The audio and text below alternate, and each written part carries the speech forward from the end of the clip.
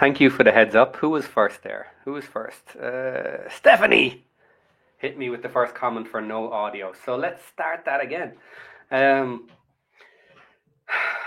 I don't even remember what I said. This is Rextra Time. 3-0 Wrexham versus Exeter. This is the local pundit. I am Paddy Power, your host for today. This is the call-in show, so it's about what you think, not what I think. I am going to throw out the link and let's see who's going to come join us today. Where's my link? Invite link. Copy. Paste. And there we go. Do come join us today. We'd like to see some fresh faces. No offense to everybody who has been there in the past. But today is a happy day. We are back second on the leaderboard. Birmingham have lost, which is nice to see. So who out there thinks that we can take out Birmingham and Wycombe to get an automatic spot by the end of the season? It looks like it's going to be an interesting ride to the end of that season.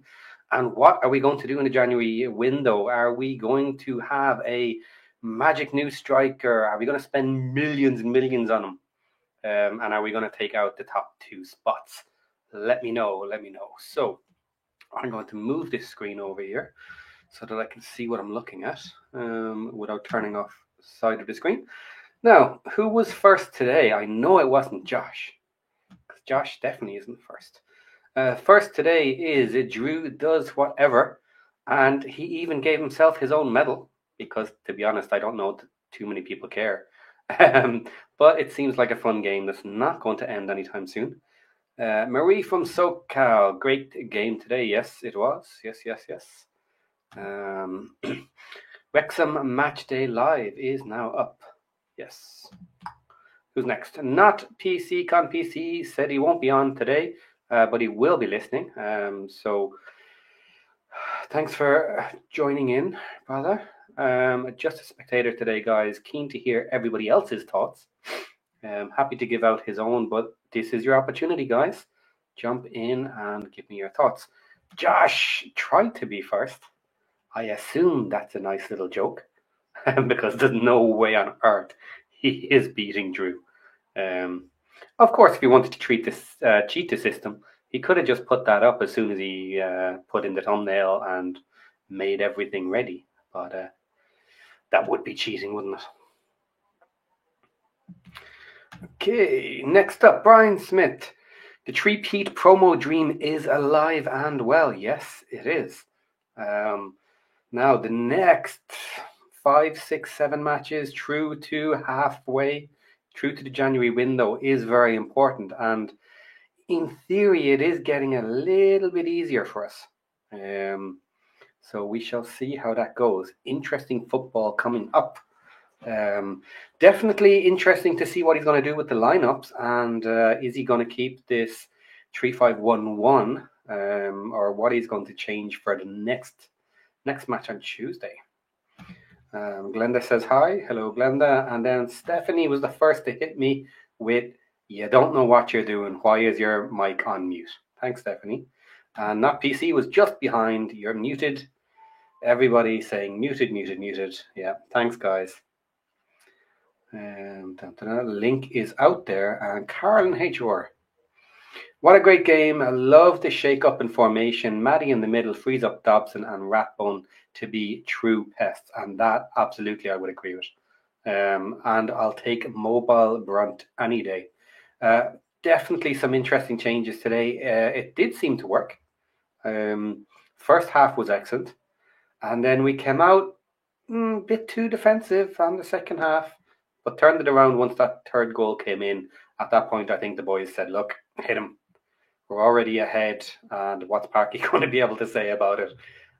Maybe nothing at that point. Carl and HR, I will throw on a shirt and come in if you like. Please put a shirt on and come join us. Absolutely. Drew does whatever. I definitely care. Sorry, Drew. Did I make you cry? I don't mean it. It's all in fun. I like seeing your name up there every single time. You know? Maybe one day you can just not put your name up there and let somebody else win. Not PC. Whatever should make. Oh, Drew does whatever should make an appearance. Come on, Drew. You're going to jump on. Carl again. The way the season was shaking out, I see all signs pointing to a big spending in January. Prolific striker, at least 1 million, and I'd love to see Matty sign. Okay. Matty, yeah, let's see how that goes over the next couple of months, and I'm assuming the option will be there for him to sign if all goes well. We would like to see it. And yes, I think you have to be looking at least 1 million for a striker to come in and completely dispossess maybe Mullen or what have you. Can we find a replacement for Palmer? That would be my preference, but let's see what happens in the window. Drew does whatever. I would, but I have a family portrait shoot to prep for and get to. Fair enough, Drew. Are you in the family for that portrait, or are you shooting the family portrait? Work comes first sometimes, buddy, and if not work, then...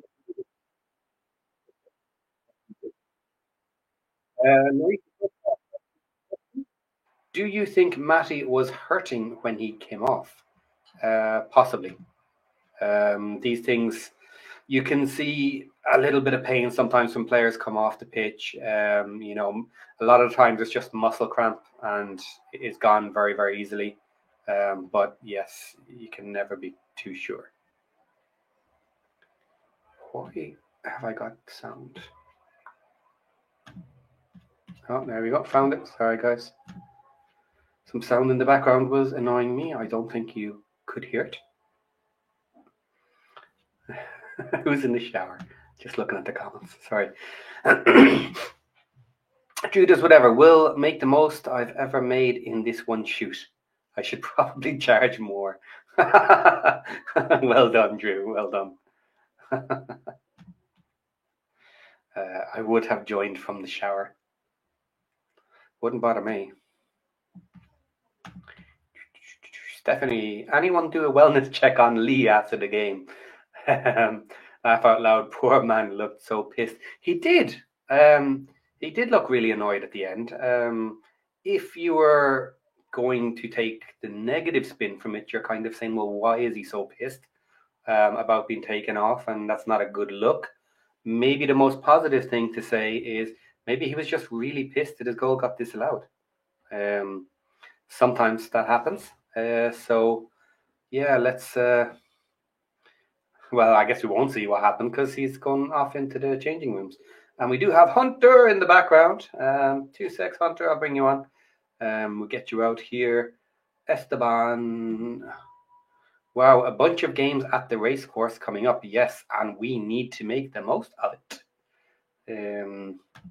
Wayne Evans, if we win on Tuesday, we'll be back to 2 points average per match. Now, that is important. That is a very good shout, Wayne. I like the stats. And a 2-point average is important. Hunter, quick thumbs up. You ready? All good? You good to go? I can't hear you while you're in the background, buddy. Let's see. Hang on. Hunter, brought you in. Are you good? Yeah, I'm good. Okay, cool. Didn't see the wave there. No bother. It's not showing me as Carol, which is... I'm going to have to adjust that. Okay, no problem. Oh, here we go. Yeah.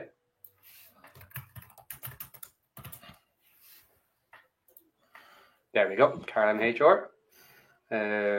Might pop up if I change the setting on the screen later. There is no Carol in HR. No problem. And we do have another guest. Fitting into this Wrexham shirt. I'm very excited. So happy with the game today? Really happy. It's nice to see us shake up formation and have the confidence to do that at home. I think it's a really good choice. The midfield was just a wall. And having that much experience in the midfield, I think freeing up Dobson was a really good – just having Dobson not have to play that central role.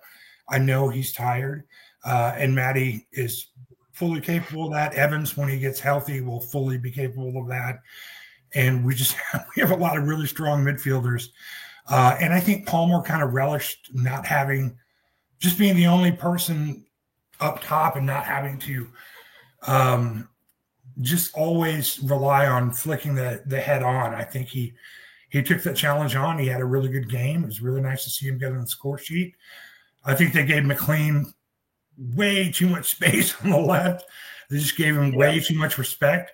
And I love to see McLean taking all those corners. I think if you had McLean taking every corner for the rest of the year, I will shut my mouth on how he plays the game. Or, you know what I mean? Like, that's all he can do, and I'd be fine with it. So, yeah. Hip Camera is here in the background. I'm going to bring you in now, Hip Camera, and we'll see what she thinks. How are you doing? Good morning, good evening. Hello. Hello.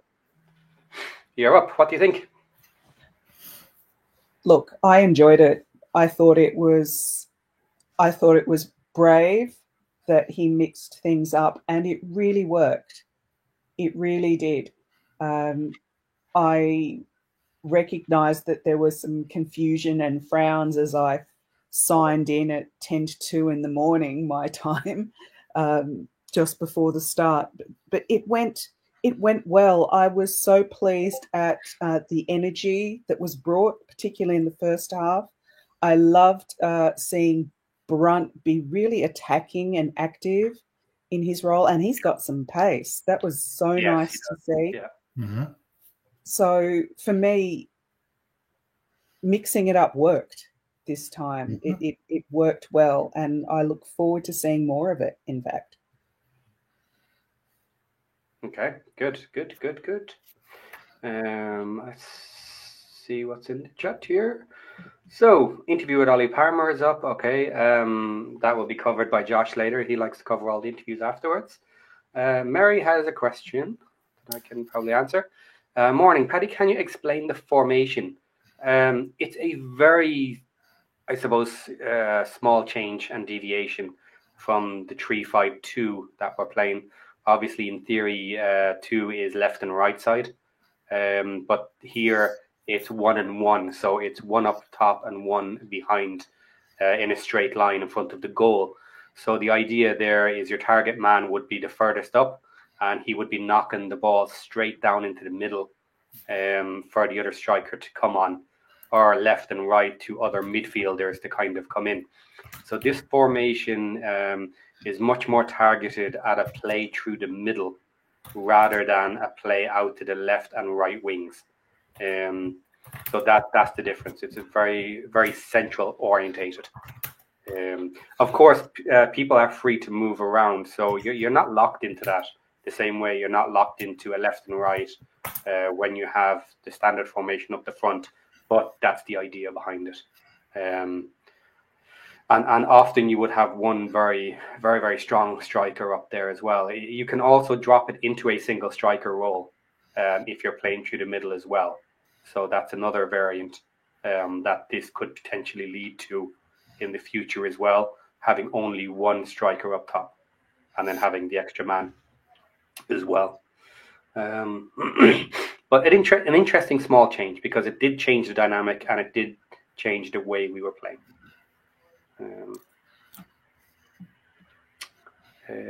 Esteban, Matty who again? Matty James, yeah. Interesting. He played well today. What did you think? First time pretty much seeing him from the start. Thoughts? I liked him. I thought he was doing quite well. I thought the observation that was made during the game was spot on. It's like we are not really noticing him, but the work is getting done in the midfield. That we weren't complaining about the midfield this game, and to me that's because it was doing exactly what it was supposed to do. Therefore, he was doing a great job. Yep. Yeah. Yeah, one of the things that I really like seeing was, and that's kind of what Dobson does too, is that, you know, it's a little bit unsung, but he just wins all those battles. That it's just kind of, you know, the work. If the work is there, then it's going to seem quiet, and that's fine. Rathbone really impressed me a lot, especially with how he performed and how he won a lot of his duels. You could see he does it a lot. He will fake his man out and then position himself to get the breakaway. And he did it like 5 or 6 times where he just always had the ball, always wound up with the ball in the right position, ready to make a break or a pass. And his positioning was fantastic. And he was all over everybody in their midfield. I think it was great for him to get man of the match. I think it was the right call. Although I agree with the announcers, there were a lot of people that could have taken that title today. I think everybody played well, but Rathbone really is kind of coming into his own. I'd love to see him play more. And then Buchanan comes back healthy. I mean, I'd love to see them challenge and to see who comes out on top. It was fun watching Wrexham football and watch them all really have fun while they were out there. I think that's when they're at their best, and I had a great time. There is a comment here about the sound is a bit muffled. Is that directed at me and my sound? Let me know. Does anybody else have any issues with the audio today? I did change a few things around because I moved my desk and stuff, so maybe I hit the wrong setting on something. Let me know if that's the case, guys, and I'll try and do better on the next one. Okay, next question up.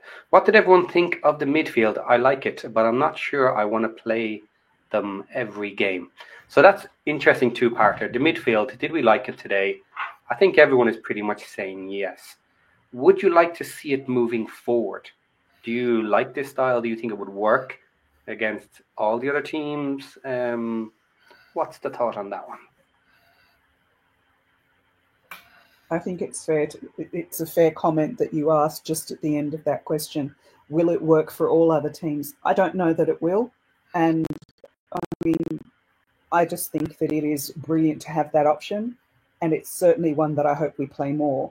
We don't have to play it all the time. I think one of our challenges has been that whilst we've recruited some great talent, Parky has been, and I don't blame him, but he has been very faithful to the core team that got us promoted. And it's now that time of the season where we should be exploring more. And that doesn't mean that one solution is the only solution. Look at our back line, which is being swapped up quite well and quite effectively at this point. So I think it's brilliant to have this option and to know that it works.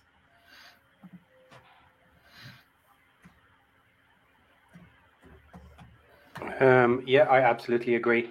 The fact that we could have 2 different options would just give a little heads up to the other teams that, look, yes, you probably know our main style, but if we could swap it out on you, you have to consider that too. It just makes things that little bit more complicated in your preparations as well. And especially if we end up using this with different players. If this is a scenario where we're rotating players through the squad, and if we find that certain players are really good with this style, then that could be quite an interesting way to work the system. Yeah, I agree. If I can step in, I think that Elliot Lee was just kind of in a different zone today. Freed up, kind of all on his own in that area. I mean, he was everywhere and just running his bollocks off. And I think it suits him. I also think it suits Mullen coming in as a 10. You know, I think he's kind of, especially not these days. I mean, he's kind of always felt like a natural 10, in my opinion. When he's not as prolific, he kind of plays like one. I think, our big little thing, this just suits it to a T. You can bring Mullen in as a 10, bring that, Body in as the big guy. You can absolutely rotate this. I'm excited to see. I'd like to see us try this on the road, where I know it requires a good deal of confidence, but I think that testing this out on the road might be the true kind of crucible. I'd love to see it. So we discussed this a little bit during the watch along, where I mentioned that that all our goals ended up coming from set pieces from the corners. And that's my light gone. Sorry, guys. I have to plug that back in. And so, although the play upfield was interesting, we didn't score any direct goals from it, though we had some chances. So what do we feel about that? Do we think it actually worked, even though we didn't get the goals directly from outfield? Or was it just the pressure was enough to get us all the corners? And we had a lot of corners during that match. So was that enough to get the shots? Sorry? When you consider how many corners we had this match, as opposed to how many corners we had the last match, we're killing it. So within the context of that, we train for corners. They're set pieces. We actually want them. Do we not? We certainly want to be able to put ourselves into that position. So from my perspective and from that tactical perspective, yes, we want them. If we've applied enough pressure that we're creating those corner situations, is that not a win if we're not getting it directly into the goal? It is if we're certainly good enough to score goals from them, and it's obvious that we are, even though we have criticised on numerous occasions, especially early in the season, the quality of the corners that were coming in. Yes, I remember that clearly. Corners. I remember those discussions clearly, and that's why I was so pleased to see and to hear it acknowledged that we're doing really well on these corners. We've smashed them. They've been working it. Cleworth as well is a monster on the corners so far this season. Oh, love him. He's going to be worth whatever we end up paying him. Yeah. Yeah, he's going to be the next kind of Barney, person we're going to need to tie down. That is going to get a lot of offers coming in, and that can happen super quick, like it did with Barney. He started having a great season, and then he gets all this interest. All that happened really, really fast, and it can happen. It can happen for Max too. I think it will. I think like him, he'd rather play here, and but man, it's really exciting to watch him. I'd love to see him have a 10, 15 goal season from the back, and I don't think there's anything stopping him from that. More corners. We're always a threat with the corners, so why not? But that header, that cross from Barnett, the second goal, that header to Palmer, gorgeous. And that wasn't a set piece. So, I mean, I think in the first half we showed a pretty well-rounded proof of concept that this formation works in any way you want it to. And I will yield.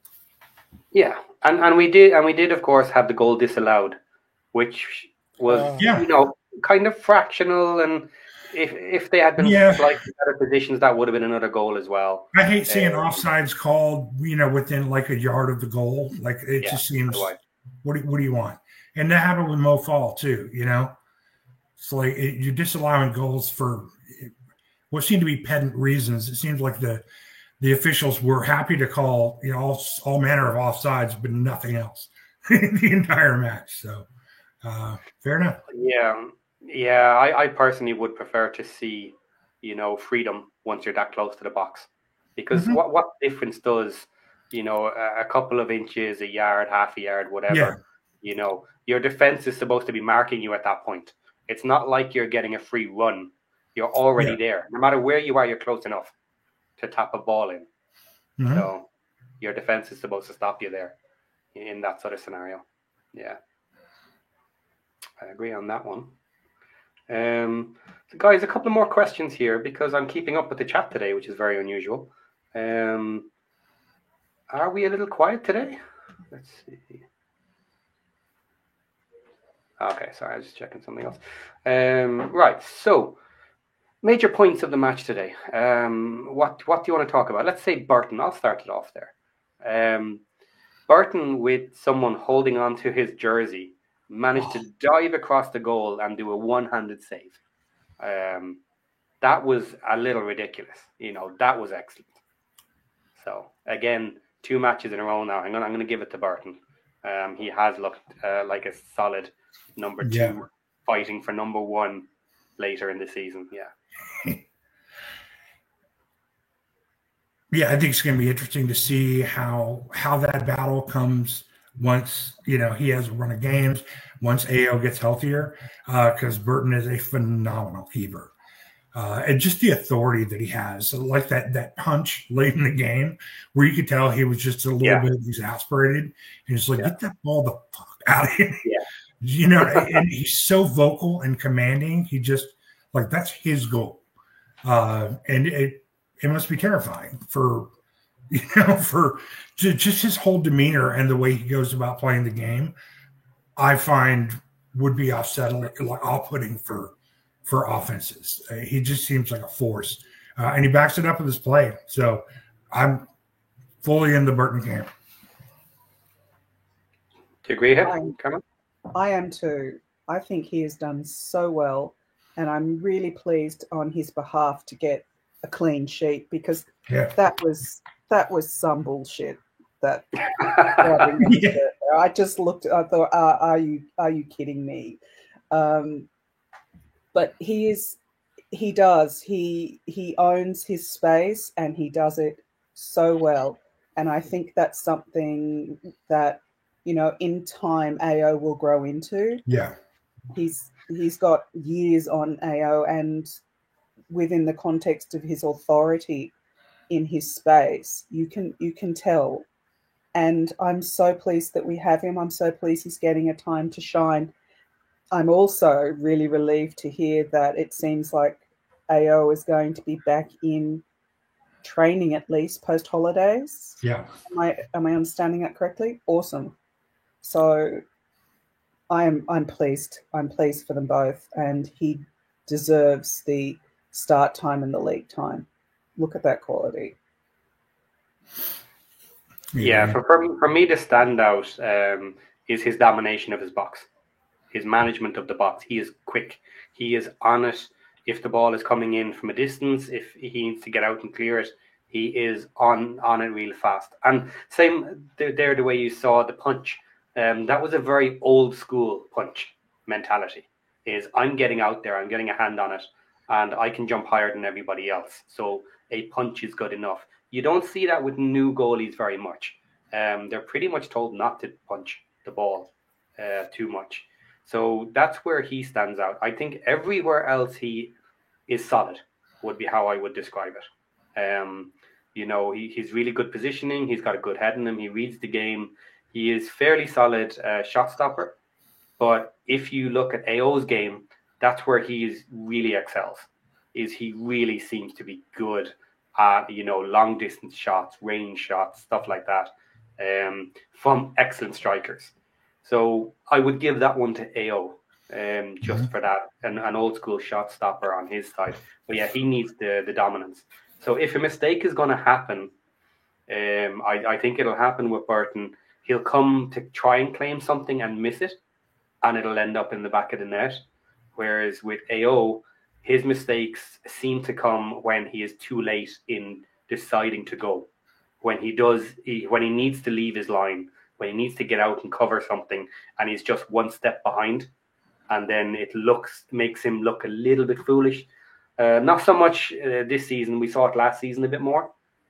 He's a bit more tidy about it this year. But that's kind of the two areas where they can kind of make mistakes. And for me, I don't mind someone making a mistake by going to dominate and to try and get on top of it, more so than being late. But he's young, and as has been mentioned, he has the higher upside in the long term. He's younger. He can get there in all the areas Burton is, and he can potentially surpass it as well. But definitely, Callum is an excellent number 2 as it stands right now.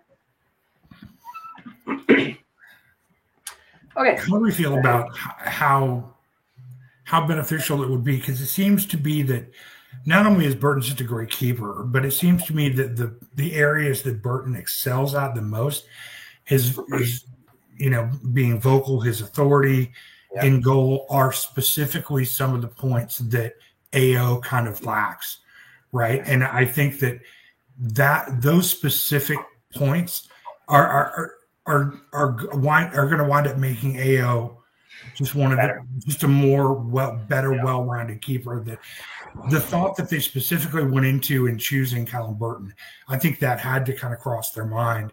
Was they picked someone who excels at the stuff that AO specifically needs to work on, who's also phenomenal in goal, and it's just it's a remarkable signing for that. For that, and you see that kind of mentality and that thinking going on in a lot of Parkey's decisions, I find. So I'm really excited.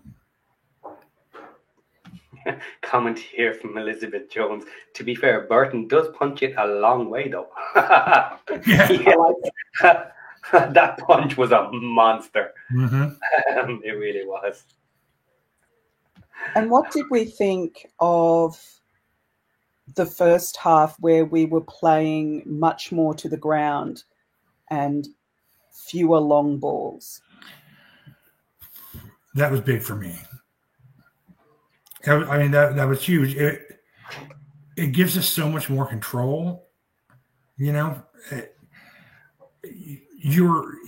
in control of your own destiny at that point more than you are with the headers. And I think it makes sense with just having one big striker that you would want to play to the feet more. So I think that this suits us just perfectly. It gives us more practice driving. I think the more we do it, the better we're going to be playing from the back through the midfield. And then we have the talent with people like Brunt and Revan to really, with the pace to just break it open from time to time. And then, our counterplay has always been our counterplay, and kind of that's when we really, really excel, is when they turn the ball over somewhere in the back or the midfield, and we just break like we always do, lead to Barnett cross goal. And we are fairly decent at playing it around, though. We have seen that this season, earlier in the season as well. We have our moments where we show that we have that ability. We just don't use it often enough. Mm-hmm. And as I see it, part of the problem is we hit matches where we just go high and long, bypass midfield, and it becomes very, very repetitive. And if you hit a big, strong defense that are very drilled at the ball coming in high, they can keep it out. And we have struggled in those matches, and just simply being able and willing to play around through the midfield is going to change that, because they're going to have to come up and defend and press us, and then potentially the long balls will be on. And the fact that at any point we can lob that ball up high and go for an immediate attack is then going to be very, very dangerous. It's the repetition, I think, just defeats everything. It doesn't matter what you're doing. If the other team realizes this is exactly what you're doing again and again and again, they will, as the match goes on, they will get better and better and better at defending it, because you're giving them nothing new. You're not making them think. So whether we implement it as an all-out strategy, kind of, well, you have to play around the midfield now, or not, I don't really think so. But mix the two together, and we could be clinical. We could really be hurting almost any team then, because if the long ball isn't working, keep it through the midfield. If they're dominating us in the midfield, go long, and mix it up both in the match.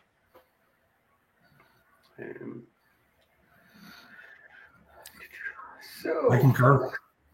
Yeah. Josh says, get the calls in, have your say. Big 3 points. Palmer is a beast. Oh, we haven't talked about Palmer. There we go, Josh. Look at that. All right, so who's in love with Palmer today? Hip Karma? Am I in love with Palmer today? Yes. I'm pleased that Palmer scored. I will say that Barney contributed 95% of that score. Okay. Phenomenal cross. Oh, that was beautiful. Yeah. Do we think how close? Because it was not a great angle to see. I would love to see a different angle to see how likely that ball would have been to go in that Barney kicked. Oh, if he didn't hit it at all? Yeah, if Palmer didn't hit it at all. No. Okay. Then it was starting to curl back out. Yeah. I'll give him 85% then. 15% Palmer. Yeah. I will say it was targeted really well. That was on the money. Palmer literally had to do his job, run in and put a head on it. And he did. And he was running. He was moving to get there. Let's give him a little bit. He did run a number of times this match, he did. in fact. I shouldn't sound so surprised. I don't remember which one it was, but there was one there where he opened it up and I was like, oh my God, he's going to run out of fuel if he keeps doing this. He actually moved quite quickly there. And I was like, oh, how much, if you could only do this all the match, a good half anyway. Indeed.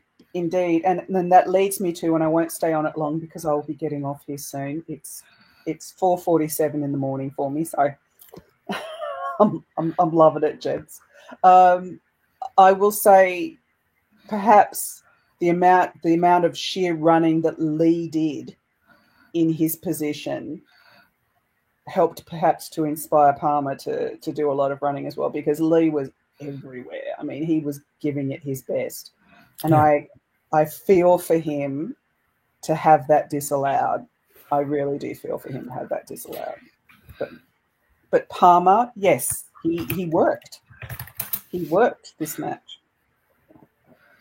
Would we say it was his best performance? It'd be up there. Yeah. Now, obviously, the goal counts for a lot, but let's not weight the goal too heavily on it. Would it be his best performance over an entire match? It'd be up there. Across an entire match, yes, it would be up there. I agree. He did do a lot in this match. He was doing a lot of running. He was getting in some decent places. As graceful as ever sometimes when the ball was passed to his feet. But he was getting in the right positions and he was moving about, doing his defensive duties, getting up top as well. So, yeah, fair play to him. Maybe this is a little harsh, but it is somewhat funny. In fairness, Ollie Palmer not playing while in a wheelchair helps a lot. Oh, Kim. A bit mean, but Josh isn't here, so someone has to be. Okay, and now here's a positive one. Kim. Again, Wrexham was 68% winning in aerial duels, a lot of which were due to Palmer. There we go. A nice little stat there for Palmer. Yes, he was taking a lot of the balls down. And from Scott, Palmer is playing really well this season. He's coping a lot better at this level than I thought he would. Now, that is a comment I can absolutely jump on. He is playing much better than I expected. Absolutely. I really thought we were going to have to bring Palmer on as kind of an off-the-bench player this season. I thought he was going to be far too slow. And while sometimes we do kind of call out his speed, he has been able to do a reasonable job. Let's say that way. Let's not harsh it too much. He certainly, at the very least, has not been causing us to lose a lot of goals, and he has been defending in his duties as well. So that was interesting. Is that fair, or what do you think? You do not get to yawn, Hunter. I'm so sorry. I couldn't hit the camera quick enough, and I'm like, she's going to roast me for that. I totally am, and I'm going to leave. In fact, in a half at this point. Thank you, gentlemen. No, I need to get a little bit more sleep. No, but thank you, gentlemen. I hope to visit again next time. Yeah, thanks for jumping in, Hip Karma. We'll see you soon. Yep. Bye, guys. Bye. Oh, look what you did. Yawning. It's early morning. I did. This is the perfect time. Well, somewhat the perfect time of day for me. Nice evening after a standard match. Okay, so moving on from Palmer. I'm not going to dig him out today. He did well. He got a goal. Okay, Elizabeth Jones has a little comment here. Agree, Paddy, mix it up. This was my comment earlier about long ball versus through the middle. We were able to do that partly because Maddie James's vision and passes were perfect. The whole team seemed to have a lot more energy. Parky must have put a rocket up their arses. This is an interesting one, and a little bit of time will tell with Maddie James out on the pitch. Is he making that big a difference himself? He did play well today. He did what he needed to do. He got the ball around. He was in the right places. So it looks that way, potentially. So has he made that big a difference? Time will tell. What do you think? Do you think he has? Based off one match? I think he looked better than I think he looked better after 90 than he did his last 90 that he played. I still think he's more of a strong 60, 70 type player. And with, Evans healthier, I think I still think he's someone that we should probably sign. I just think he's too dynamic of a player, and he provides that calmness that we really need, like a lot that we say with Evans, immaculate passing, calmness, poise on the ball. That's kind of what we've been missing. He also adds that element of tenacity and toughness in the middle that Dobson brings. I just think it's great. And so, if we can manage his time effectively, especially with like Evans healthier, then I think it's going to be. Why not start him? Why not rotate him and Dobson? You know what I mean? Rotate him, Dobson, and Evans. For all I care, who gives a shit?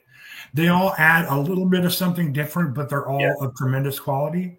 One thing I would like to see, and we've been getting better at it, is more big switches because you see people on the other side of the field just clamoring from the ball. And I would like to see us switch it long more. I think we got the talent to just drive those passes over. And I think it would really fuck with defenses if we started to do more of that. That's just another little thing that I think that we could add to open up our play a little bit. But that's a very good point, because it's very obvious that we've been switching the play with high balls from wing to wing directly straight over. But today's play did show that we can do nice long passes out to the wing once we have the ball in the middle as well. So these are all elements of the two sides of that coin. The kind of long ball that we play attacking up the wings, and now with the holding the ball in the middle, well, you don't have to swing it from wing to wing anymore, because when we are playing it through the middle, then you have half a pitch to make a nice long low pass out to either wing. And whatever's available, you can do it. Plus, when you're playing it long and high wing to wing, then there's only one wing available, obviously, because if you're stuck out in one wing, that's the one that the defense is now blocking, and you have to switch wings to the other. Whereas when you're coming up through the middle, then you have both wings to play. And this is something we have discussed a few times, is we always attack up the right-hand wing. Now, we did that today, but I think it was much more balanced. We went up the left wing much more today as well, compared to previously. Which is what we had asked for, is play up both sides of the pitch. And how do you do that? I think the question was answered today. Play up through the center, and then that activates both wings at the same time. Yeah, I think Brunt was a big part of that. I know that O'Connell likes to do it, but Brunt just has so much more pace. And that pace, before you know it, he's in front of his box, and then he's he's in there having the pitch with the ball driving down with, McLean and Lee looking for the pass. And he does that once or twice, and it immediately keeps the other team honest. You know what I mean? So it's not only is it, it enhances our attack, but it also forces the defense to, well, maybe we don't double team Barty. Maybe we need to focus on this left side more, and then Barney's just going to continue to be Barney. So I think we're starting to see some of our bench players given more time kind of come into their own. Rathbone, Brunt, some of our signings that really haven't had their time to shine are now shining and showing the quality that, the coaches saw when they picked them. And I'm happy Wrexham fan. I do think that's a very good point. Again, following on from what we're talking about, is you double team out on the right hand side on Barney, like Stockport did. They said, okay, we're going to almost ignore the left hand side. Yeah, we're going to shift over. We're going to take out Barney. Acres of space, and we're just going to make it difficult for them to switch. And we're going to see the switch coming, because we're going to know when they're trying to do it, because we've dropped off the other side. And we're going to take that risk, and we're going to lock out Barney. Now, what happened today, playing up through the middle, you can't put two on Barney, because you have, first of all, you have the middle to worry about. That's where the ball is. Somebody has to be going there to press, to try and slow down that midfield. So you can't really spare two out on any of the sides at that time. And then, as we just said, you're activating both wings then at the same time. Is we can now switch it from the midfield to either side. So you can't double up in the same way. And Barney was going crazy on that right wing, one-on-one. He was having a great time today. Yeah. And on the other side, McLean was getting the ball. I think he lost it a few times. Yeah, but there were moments where he almost had it. He was trying to do the right things and just didn't break through. Yeah, still, but he also knows how to easily win a corner. You know what I mean? Yeah. And that's the thing. If all he contributes for the rest of the season is solid defense and a shitload of corner assists, I'm fine with that. You know what I mean? Give him 2-3 corners a game. I bet we get, 1 or 2 goals off each of them. So it's just, I don't know. It's a numbers game that's in our favor. Yeah. So. West Techie joined us. He was at the match. What a socky belter of a game. Rathbone was everywhere. So I think this is the next topic here. Rathbone needs a little bit of time to discuss what he did today. He looked so much better in his positioning, in his abilities, in his movement, because of playing it up through the midfield, I think. Really activated his talents there. Is that fair? I agree 100%. Because I do think when we squash up onto one wing, I think it's hurt his play. He doesn't have as much freedom and flexibility in what he can do. Right. Yeah, and also when we're playing along, we're ignoring our midfield. And this time our midfield was front and center, and they absolutely dominated. And there's a lot of that kind of mindset plays in and is infectious, right? So when everybody's doing well, you start having more fun. I mean, they were truly having a good time out there on the pitch, and you could tell. So with that confidence comes, more exciting play. They start taking more risks and more chances. But Rathbone specifically, I thought, I talked about it at the front, just the way his positioning, everything he did, every duel, he just got the better of his opponent, and he turned the tide so many times. He was tenacious. I would hate playing against Rathbone today. Yeah, absolutely. It was believed he was our highest paid transfer. Yeah. When we brought him in, maybe technically that's fallen now. It depends how everything is worked out in the nitty gritty of the contract. But there's a reason for that. There's a reason we pay that much for him. And I think we saw it today. I think we saw the makings of, what he can do for us. But we need to open it up a little bit. We need to give him that freedom. I agree, and I think with all of our signings, I think we've paid a pretty light price for the amount of quality that we've come out with. Yeah. I mean, if you're going to pay under £1 million for players who could easily play in the championship, which we have a number of, then I think you came out ahead. So, you know what I mean? Like Rathbone could easily play, Matty James, Dobson. Dobson could play in the championship. I don't know. It seems like we're making some really good choices, but also I'd like to see what happens when Parky's pragmatism in terms of recruiting meets our current bank account, because one day those two are going to meet and we're going to break the bank for somebody really special. And when Parky feels it's the right player, I feel like that's going to happen in January, because I think we're just all signed. If Sean Harvey's on the we're going up train, then I mean that's about as transparent as you're going to get. There's just there. I mean, if we're in the first three, I don't see why we don't spend $1.5 million on a striker, and then 500,000-600,000 on a really solid midfielder who gives us some creativity. I just why not? Yeah. So there's two kind of points there. One is just to finish off on Rathbone. Sorry. No, okay. Park. We paid $500,000 roughly for him. And what's the first thing Parky did with him? Interestingly enough, can you recall? What's the first thing? Put him as a striker. Put him as a striker, because I guess he was new, and at the time, Mullen was out, and we needed to get people on the pitch. We were kind of just getting back in, and he put him up front as a striker.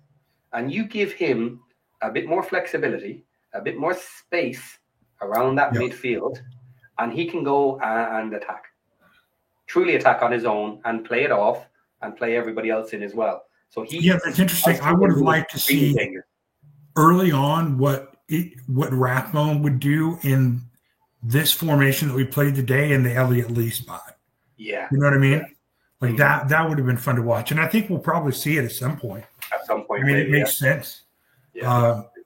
I like his formation a lot. It's it's an easy transition because it's very, very close to what we've done, but it's just enough to break it open to a lot of new styles of play. So a natural evolution, you might say, but a good one. So what do you think? I'm curious to know what people think about the transfer window. Do you think that we're going to go all in, or do you think we'll keep kind of going with what we have? No, I don't believe we're going to stay with what we have, because someone mentioned it earlier, but I didn't put it up. Was that we were attempting to get a new striker in the region of $1 million. It appears we were willing to spend about $1 million in the summer for a new striker and didn't get one, and that's why Palmer has pretty much been extended now, and got his contract is very likely. So with the situation, if they were willing to do that in the summer, coming into League One with no guarantee we'll be up in these sort of places, being even in the playoffs, striking distance by January, I think they should absolutely be willing to spend at least $1 million. Yeah, as soon as they can find them. Now, I would argue that depending on the player, you'd be prepared to spend more because we've got it. You know what I mean? Like if for under $2 million, if you can get who's Aaron's guy from Gallagher from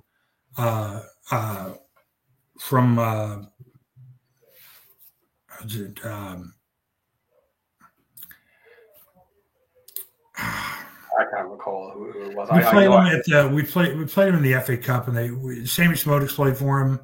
Yeah, Blackburn. Yeah. Blackburn. Yeah.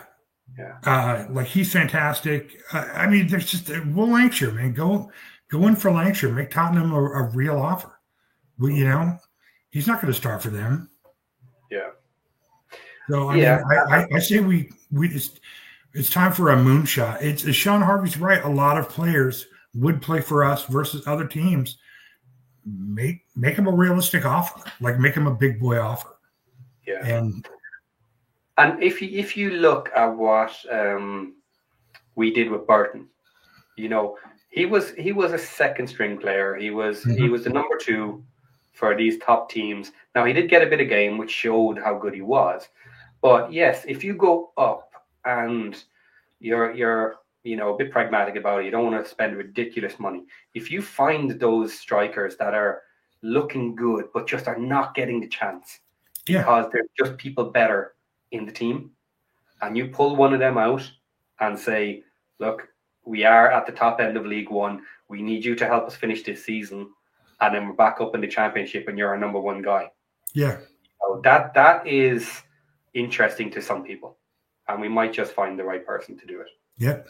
I think I talked about it with it was on another show, but like I know the Parky doesn't do loan. He prefers to have, you know, actual. He prefers to have signed players versus loans. Yeah. But here's the deal: like, talk to Sunderland if Isidore was worth it. Once they get done winning the championship this year, although you'll probably have to speak up because I imagine the celebration will be pretty rowdy.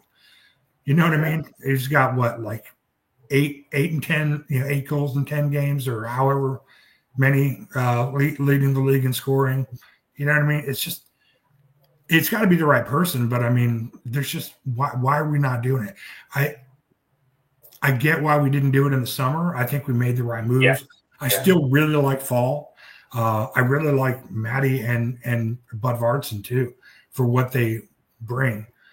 But there's got to be that one striker out there who I just want to see that's my favorite time of the year is new player time, because it's like the lottery and Pokemon all rolled into one, and it's just it's Christmas. So following on from that, here there's a comment from Robert I've been waiting to bring up, and he says, say goodbye to Mendy, Boyle, Fletcher, Jones and Evans in January. They aren't looking good enough to get starts. I disagree about January. I don't think a lot of these guys are going to be gone in January. But looking through the list there, Mendy, no, probably not. He's got to start as well. I don't think he's like one of the first to be chopped. It really depends on how many we bring in January, is the question. Boyle, yes, I can see that. He's kind of 3rd place, 4th place now for getting in there. Fletcher, yes, I think Fletcher will go in January. Yep. Jones, maybe. Again, he could potentially get left out. But that's the other side of it here with Wrexham as well. We can still leave them out of the 22, but they're still on our contract. Like 40. I think 40 will probably play as an unregistered, you know? Probably. I really like him. I like him in a Wrexham shirt, but he's not, and he's always quality. But it's just there's other people that for the spot, they just could provide so much more value. And it's crazy that we're having this conversation with these types of players. Could you imagine like 2-3 years ago having the conversation about, well, is Evans even going to make it in a couple months? Like that's crazy. Yeah. Evans is the one I have a big disagreement with. Evans does not a hope in January. He will absolutely be kept, as the backup player. Yeah. Because if someone goes down injured, you're happy with Evans in that spot. Absolutely. I think the way that we rely on CDMs playing as that robust holding midfielder, it's just our bread and butter, and having at least 3, 4 if you count TOC that could play that role really, really well, and that you could rotate out. I think that's what you need to have. So, yeah. Yeah. I think of that list, I think Jones is a toss-up. I think we'll probably bring in another midfielder of the center variety, of more of an Evans, Matty sort of variety. I don't think Evans is going anywhere. Mendy maybe, but then again, you have a wing back that's that fast. Do you really let him go? You know what I mean? Yeah, I could see Mendy staying as that third place backup, knowing you're going to ride the bench for the season unless injuries happen. And I think he may be happy with that, to be honest. I think he may be okay with that and see. Yeah. I mean, he's going to play for Gambia, you know. And he was another Gambian teammate, you know. I mean, it's just, yeah. And he's just come back from that big injury as well. Yep. So, yeah, that's an interesting one. I don't think Mendy's going anywhere with Fall in the lineup. I just think that having two Gambians in the team when you're trying to kind of grow one of them is worth its weight in, you know what I mean? Like, even if he doesn't play as much, I think just having him around to kind of bro out with Mo Fall is cool. And also Mo Fall's connection with Seth, like they were playing, you know, like Sunday fun day ball for, you know, with each other for years and years. So I'd love to see them two on the pitch as well together. Yeah, Kim has a comment here. I'll just put it up there. The midfield of Wrexham was killed against Stockport and Birmingham. There were reasons for that. Interesting. I won't dive into that right now. So that's an interesting point. Do we think that today's midfield, right, as we played it in the first half, would have stacked up against a Stockport or a Birmingham? What are everyone's thoughts? And do you think that this is something that we could imagine? This question is being asked, them playing us at home, right? Mm-hmm. You know, it remains to be proven if we could do this on the road or not. But what do you think? Would it have stacked up? Better, I think. Yeah. But I can only go off what we have. And I made the comment earlier during the watch along as well, is it's a little unfair on the midfield that didn't get the opportunity to play like this, because we haven't seen them do it unless Parky has told them to play it, and they didn't, or couldn't. You know, has Parky told them to play like this, and they just couldn't do it? I don't think so, to be honest. Yeah. I don't think so. So from that point of view, could our standard midfield have played like this? Maybe. I don't know. But just going off the results of what we had today, I think this is a stronger team for playing the ball on the ground midfield. Yeah, I just think with the level of experience and quality in the field, you know, Rathbone, Matty, and Dobson. Dobson had a really quiet game. But I also thought that that's part of you're never gonna see an exciting Dobson. You're rarely going to see an exciting Dobson game unless he just really goes in for some tenacious tackles. But part of what he does is just annoying people and breaking up plays. I think that he was looking for some more opportunities to kind of break open spaces. He was calling for some of those passes and didn't get them. So I think that him being involved more in a role that's not as usual, I think is fun for him and could be interesting. I mean, he was looking to kind of bust open with more of a cannon kind of play style. You know, he was pushing up in the field a lot. So I'm making those runs up, you know, up into the box. He rarely got the ball. Yeah, I think it's just another aspect of his game that we didn't know was there. Yeah. Some interesting points here on the financials. Let's just hit that quickly. So from Esteban, didn't they just receive a big 11.3 million injection of funds from some minority investor? Maybe yes, maybe no. There was 11.3 million accounted for in the shares. Now, there's kind of two main options as to what that could be.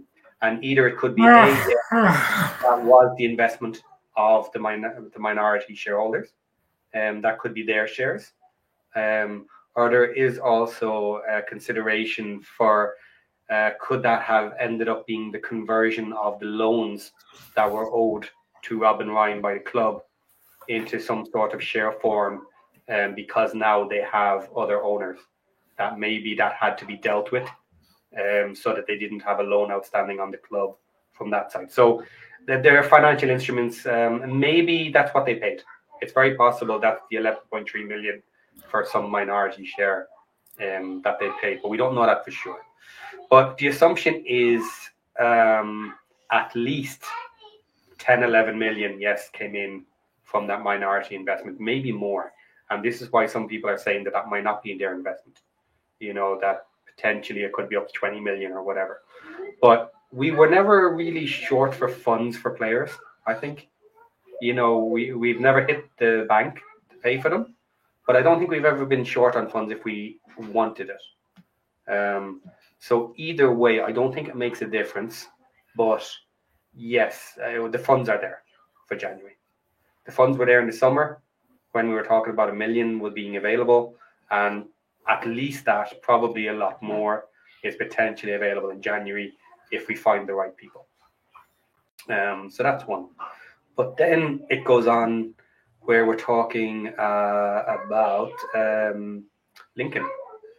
Wickham. So Wickham's owners, Lamtadze from Kazakhstan, were listed 581st on the Forbes list of billionaires this year, with an estimated net worth of 5.7 billion. So that's a cheat code for January. All right. And this is an interesting point to consider.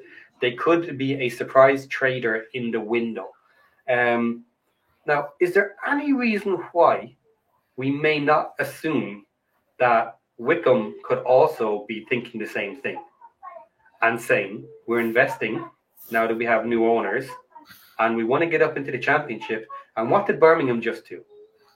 Birmingham just bought to help them with their financial figures in the championship when they need to account for fair play in certain regards and players' wages and everything else. So there is no kind of there is a chance that this happens with Wickham, that they could go and buy 3 or 4 players in order to be ready for championship, and you could potentially have them and Birmingham completely outspending us.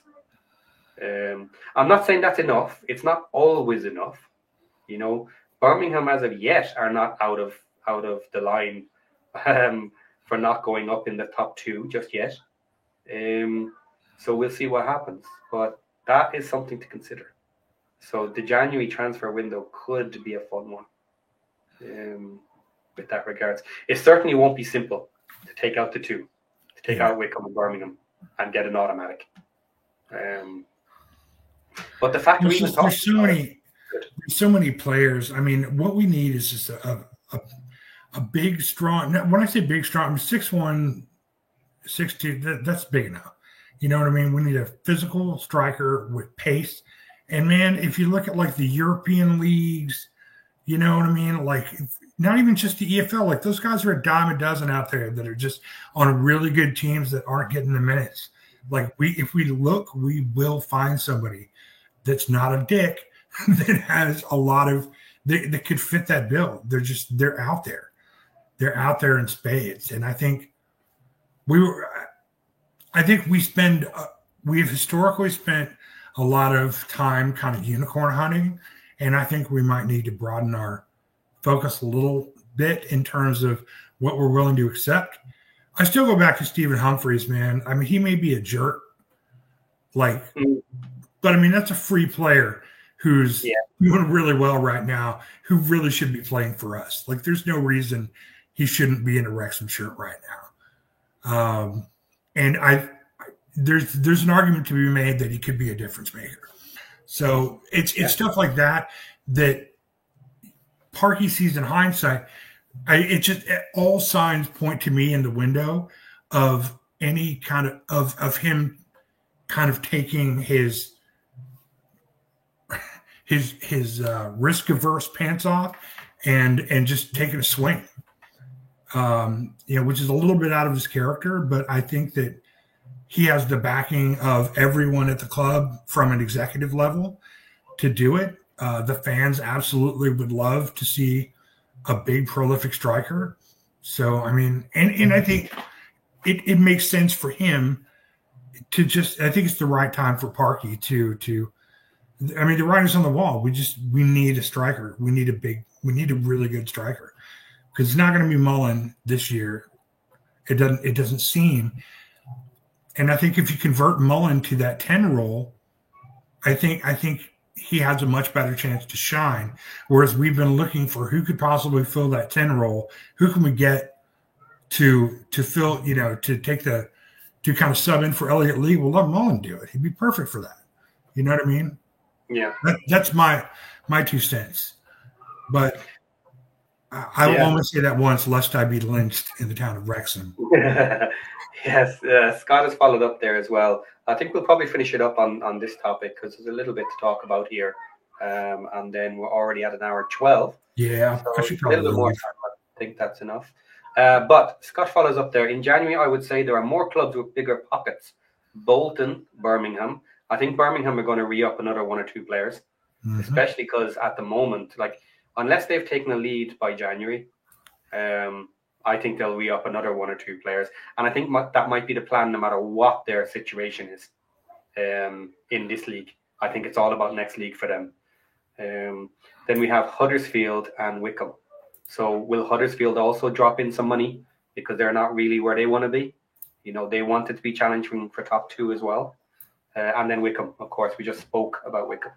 So this January is going to be interesting. And people know we want a striker. So that's an interesting one. And then Bruce follows up with Wrexham still have 2 work visa internationals allowed that aren't classed as elite players. Spending that on a big target man with the cutting edge for the championship makes sense.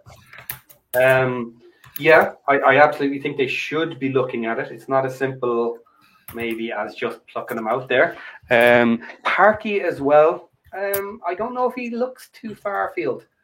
He likes to play around in pools that he has known.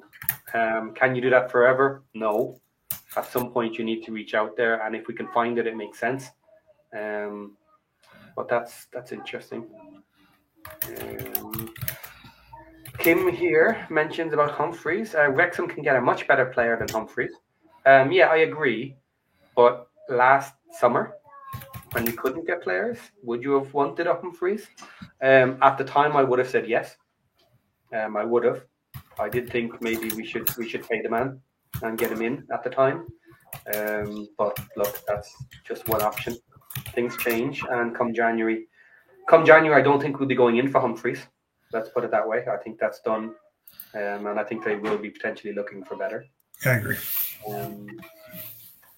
Then Kim again. Birmingham had no business losing to Shrewsbury today. They had 80% possession, but looked clueless near the box. Maybe I'm going to have to go and watch that match, Kim, because that sounds interesting. And then, from yourself, do we think that Wrexham are more attractive than some of those bigger clubs after our start in the league? Will that help us in January? Very good point. Yes. That'll be my last question. And I'll open that up. I'd love to hear your thoughts and the thoughts from the chat. Sorry, I was just reading the chat. And Mad Al does this to me all the time. He puts up a lot of comments, but every so often one really makes me laugh. And I'm sorry, I'm going to show it. Poor old Dalby. Well, no, it's I love it. It's great. Mad Al. Dalby scored again, but he can F off. Mad Al never misses a chance. Okay, so back to what we were talking about there. So do we think that Wrexham are more attractive than some of those bigger clubs after our start in the league? Well, I think what has been said recently that there are players who will come down to League One because it's Wrexham over other teams. I think that's absolutely true. Blatantly true. Partly because we'll pay them for one. You know, we don't seem to be adverse to paying decent money. Mm-hmm. But yeah, the exposure and everything else, and this wouldn't happen if we were 7th. Mm-hmm. You know what I mean? If we're sitting just barely outside playoffs, I don't think you talk to someone coming in to be the savior, for want of a better word, and finish off the season to get into playoffs, to have a roll of the dice versus some of the best teams in the league, to try and gain promotion. I don't think that's the narrative that people would be attracted to in that scenario. But if we're up in the top 4, and if we're within a couple of points of the top 2 automatic promotion, that's attractive to come into Wrexham and only spend half a season before coming back up to Championship, especially if you end up being a big part of it. Okay. And he's gone. He's got things to do. Now, following up on Sam Dalby, I'm going to throw this up too, because that's fair. Scott, against Rangers 2, best thing he's ever done. So that's nice. A top 2 team in the league that he scored against. So he is playing really well, and fair play to him. Well done, Sam Dalby. Paul M. Wrexham. Exeter fan tweeted, "We are average team that plays hoofball." Not today, we weren't. And that, I'm assuming that fan tweeted before the match and not after the match. Because if he tweeted that after the match, then he is a donkey. He's a donkey that doesn't know anything about football. I can understand opposing fans saying that about us in general because they don't know much about us. But if he did that after the match, he's a bit stupid. Okay. I'm a member of the Billy Waters fan club. Unfortunately, I'm the only member. No problem, Carol and HR. Thanks very much for dropping on. No problem jumping out there, and we will see you again after one of the other matches on one of the other Wrexhams. So, guys, on that bombshell, I think we're going to get out of here on that little Kim joke about Billy Waters. Poor old Billy. Had to finish up on somebody.